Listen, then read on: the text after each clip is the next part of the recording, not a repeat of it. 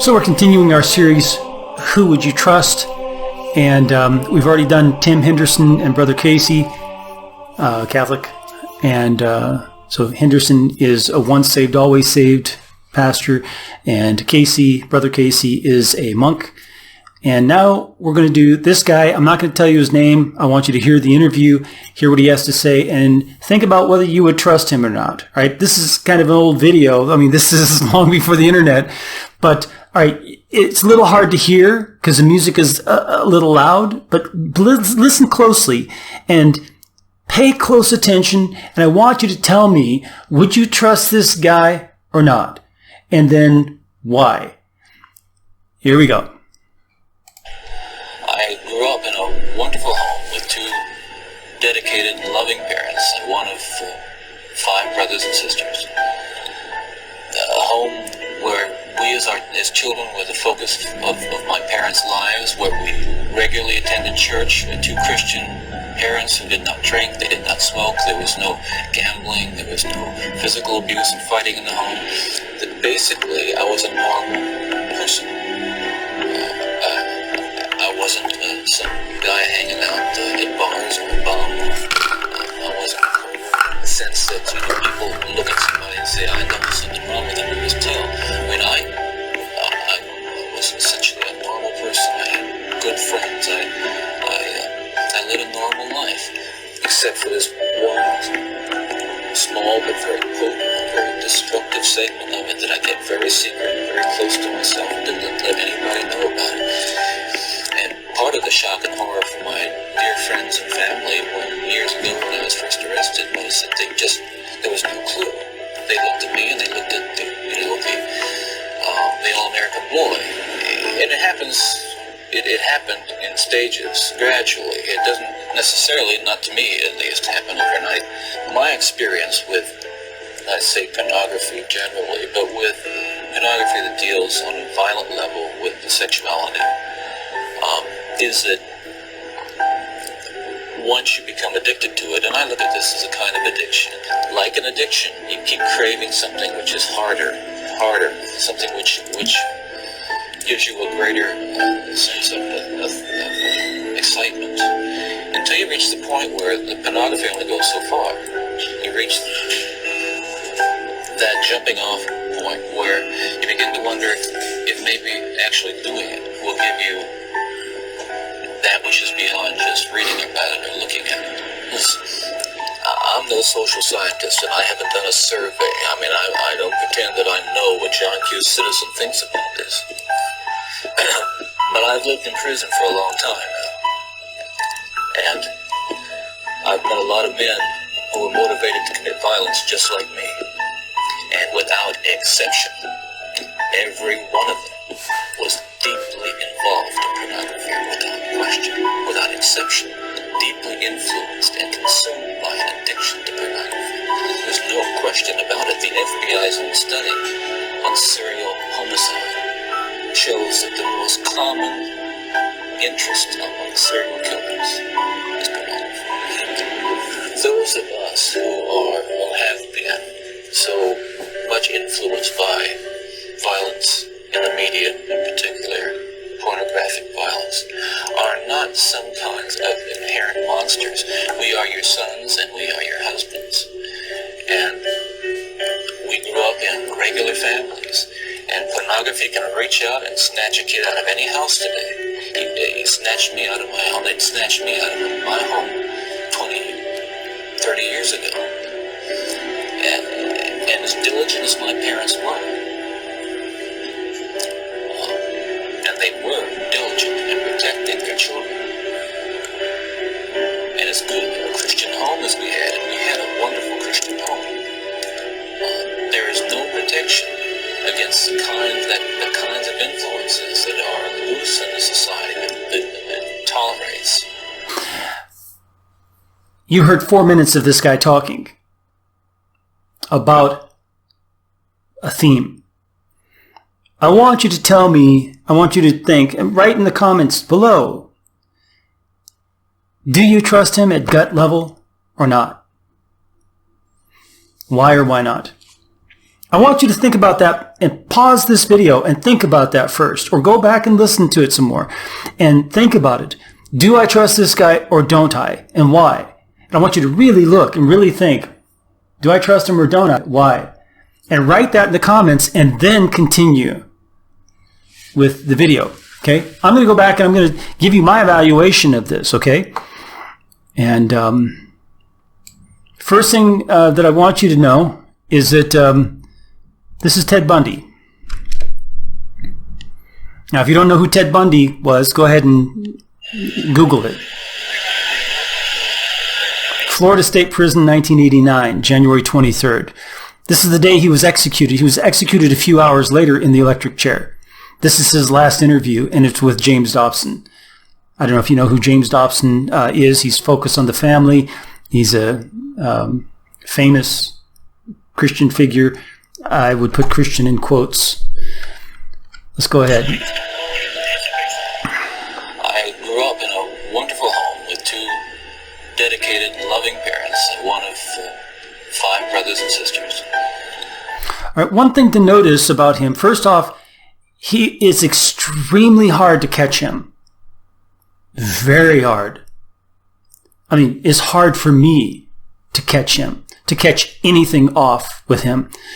Well, one thing that I did notice this last time through, is that he only looks in 3 places. And one of his mannerisms for looking is hypnotic. It's exactly hypnotic. Okay? Well, one way that he looks is he looks off to the side like this a lot. He looks off to the side like this a lot. Another way is he looks down, closing his eyes even, and looks down. You can't even see it. His eyes are open or closed. Sometimes open, sometimes closed. But he's looking straight down. He's not looking him in the eyes. And he's looking off to the side. He's not looking him in the eyes. And then sometimes he'll look up like this. And oftentimes it's kind of at an angle a little bit. And he'll even roll his eyes a little. Watch carefully. He'll roll his eyes sometimes. Okay? But he doesn't keep eye contact for a long time. He'll come back down. And he'll stay the longest time is looking down, not making eye contact. Then he'll flash up like this, and he'll come back down. Flash up like that, but he doesn't really move his head much. But he flashes up, and he comes back down. And he stays down most of the time. Then he flashes up, then he comes back down. It's very hypnotic. So that mannerism between those 3 different actions, that makes me a little suspicious about, is he telling the truth? Is he trying to manipulate? But knowing that he has only hours left before he dies makes me tend to believe what he's saying. And yet on the other hand, a habitual liar will lie even just before they're going to be killed. Even if it has nothing to do with whether they will be saved from that death or not, they will lie. It's a habit. It's something that they do. It's like a game. It's like entertainment. It's like the guys who get on the computer and play video games. This is their video game, especially in this age before the internet. Okay, so, internet was there, but it was still infancy. A home where we as children were the focus of my parents' lives, where we regularly attended church with 2 Christian parents who did not drink, they did not smoke, there was no gambling, there was no physical abuse or fighting in the home. That basically, I was a normal person. I wasn't some guy hanging out in bars or in bars. So that was about the longest time that he actually keeps eye contact with him. Part of the shock and horror for my dear friends and family years ago when I was first arrested was that there was no clue. They looked at me and they looked at the all-American boy. And it happened in stages, gradually. It doesn't necessarily, not to me at least, happen overnight. My experience with, I'd say, pornography generally, but with pornography that deals on a violent level with the sexuality, is that once you become addicted to it, and I look at this as a kind of addiction. And notice he's not just talking about pornography now. He started out talking about pornography. I'm sorry, I didn't switch this back over. He started out talking about pornography in general, right? But now he's talking about violent pornography, and you hear that switch over there. Let me get back here. The All-American Boy. And it happens, it happened in stages, gradually. It doesn't necessarily, not to me at least, happen overnight. My experience with, let's say, pornography generally, but with pornography that deals on a violent level with the sexuality. See, so he switches over right there to talk about violent pornography. Is it... That doesn't, I'm not saying that pornography is okay if it's not violent. I'm not saying that.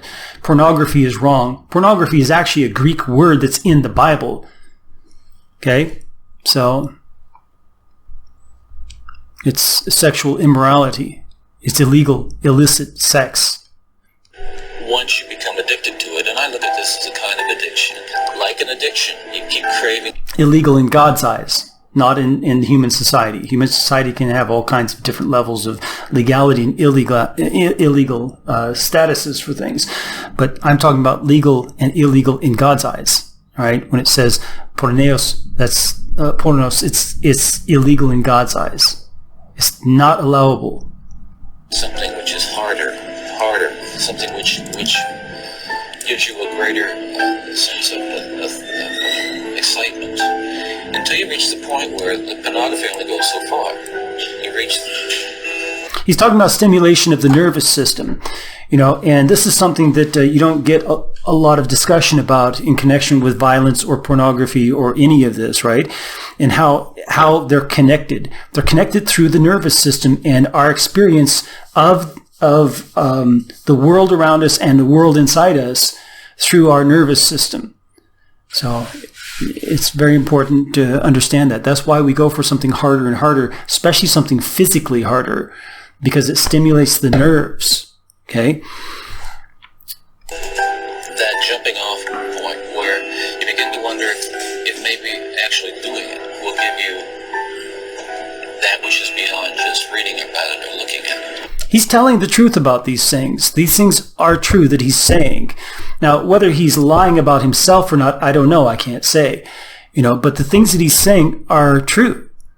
That there is a jumping off point where you go from the pages of a pornographic magazine or the screen of pornographic videos to real life, and playing out what you've seen.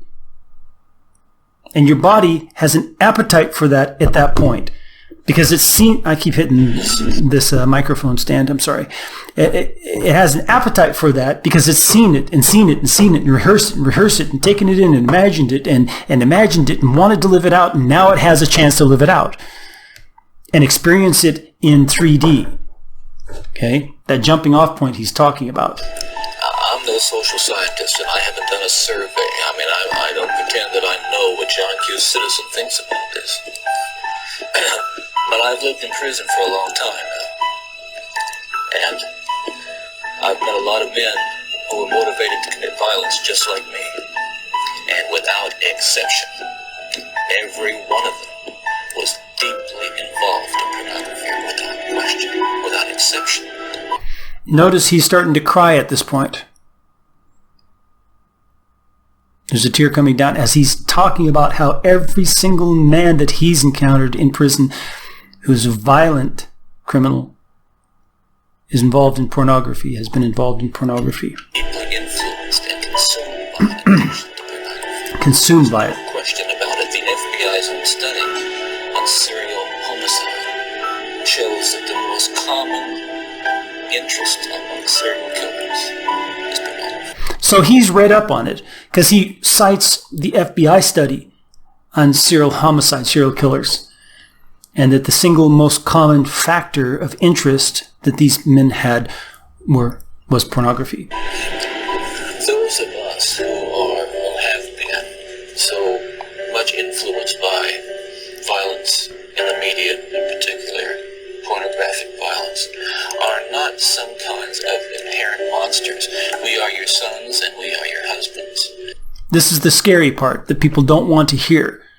Okay? And this is where people think that he's lying about this, about himself. And he's trying to make himself look good before he dies. For what purpose? He's going to be dead. You know, he's going to be just like his victims. He's going to be dead. So what does it matter what people think about him after he's dead? It doesn't change his final destiny. You know? And he is right. Is it, and we know this now, more now than we did then, is it doesn't matter who you are. That this can consume anyone. Doesn't matter. Now, some have said that he's being led by an evil spirit in doing this and talking like this.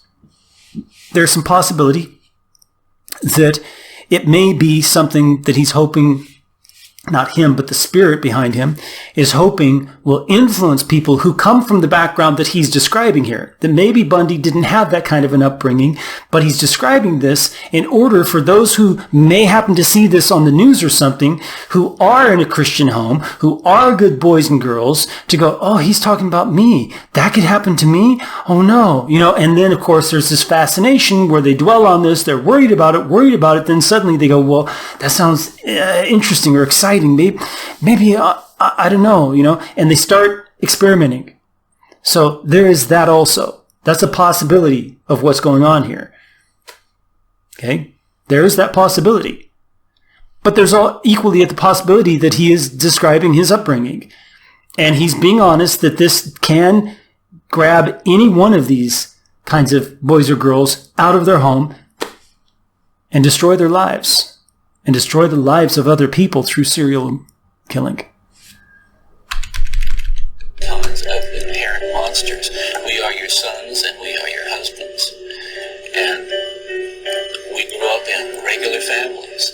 And pornography can reach out and snatch a kid out of any house today. He snatched me out of my home. They'd snatched me out of my home 20, 30 years ago.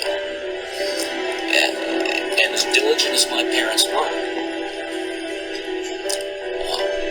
they were diligent in protecting their children. And as good a Christian home as we had, and we had a wonderful Christian home, there is no protection against the kinds of influences that are loose in the society that tolerates. All right. So now he's blaming society, and he blamed media before as well. And he's right to put that on the shoulders of the media.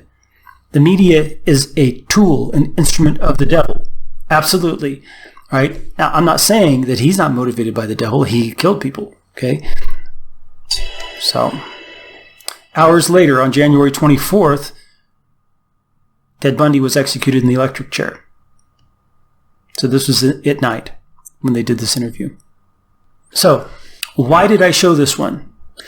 I showed this one because he is extremely difficult to read. Very difficult in this interview to read. It's hard. It's hard to catch him in this interview. He's so polished. He's so practiced. He's so reserved. He's so not completely controlled. He's just enough of a lack of control where it seems convincing, actually. But also because of the theme, pornography. And I don't care how safe you think you are, you've got to keep walking in the middle of the sidewalk. You hear me saying this all the time. Do not walk on the curb. Do not test the limits of where you can go and keep your salvation.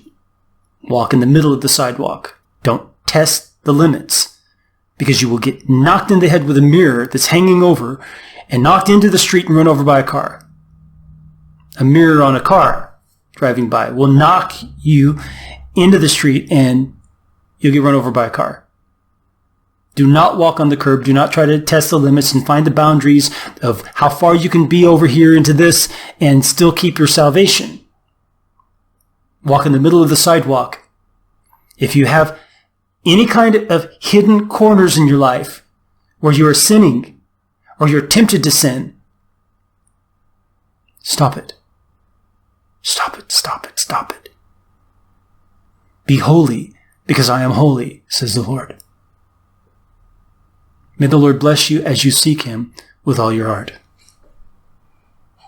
Remember to subscribe down below and like the video and share it on your Facebook and other social media. And then make a comment, whether a question or a comment. We read all of them, and we try to respond to all. Get on over to our website, The Rooted Word, and start reading the translation and also the articles we've posted. It's at therootedword.com, therootedword.com. And may the Lord bless you as you seek Him with all your heart.